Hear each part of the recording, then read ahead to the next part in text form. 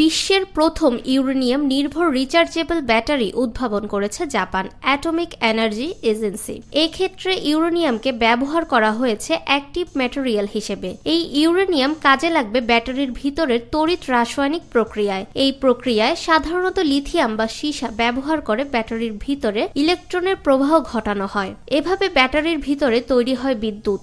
এই লিথিয়াম বা সীসার বদলেই নতুন ব্যাটারিতে ব্যবহৃত হচ্ছে ইউরেনিয়াম। এক সংবাদ বিজ্ঞপ্তিতে জাপান অ্যাটমিক এনার্জি এজেন্সি জানিয়েছে, ইউরেনিয়ামকে অ্যাক্টিভ ম্যাটেরিয়াল হিসেবে ব্যবহার করে আমরা একটি রিচার্জেবল ব্যাটারি বানিয়েছি সফলভাবে।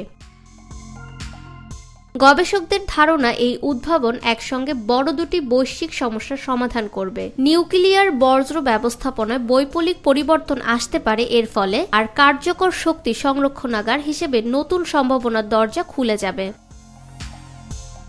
ব্যাটারির ভিতরে একদিকে থাকে অ্যানোড বা ঋণাত্মক তড়িৎদ্বার, আরেকদিকে থাকে ক্যাথোড বা ধনাত্মক তড়িৎদ্বার। সাধারণত অ্যানোডে প্রয়োজনীয় লিথিয়াম সীসা বা এরকম কোনো ধাতু থাকে। এখানে অক্সিডেশন বা জারণ ঘটে এসব ধাতুর। তখন কোনো তার বা পরিবাহীর মাধ্যমে অ্যানোড থেকে ক্যাথোডে ইলেকট্রন প্রবাহিত হয়।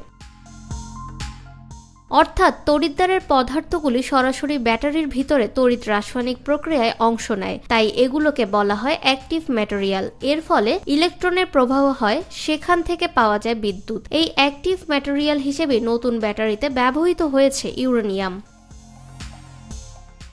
এক্সপেরিমেন্ট ব্যবহৃত প্রোটোটাইপ ব্যাটারিটির দৈর্ঘ্য ছিল 10 সেন্টিমিটার, প্রস্থ 5 সেন্টিমিটার। এতে অ্যানোড হিসেবে ইউরেনিয়াম যুক্ত ইলেকট্রোলাইট তথা তড়িৎ বিশ্লেষ্য ব্যবহৃত হয়েছে, আর ক্যাথোড হিসেবে ব্যবহৃত হয়েছে লোহা বা আয়রন যুক্ত তড়িৎ বিশ্লেষ্য।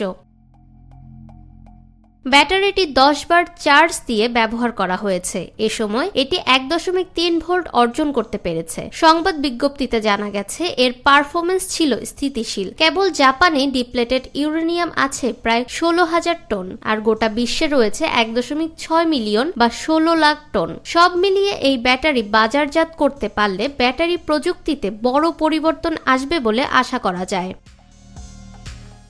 ফাহমিদা বিনতে আনোয়ার, নিরপেক্ষ নিউজ ডেস্ক, ঢাকা।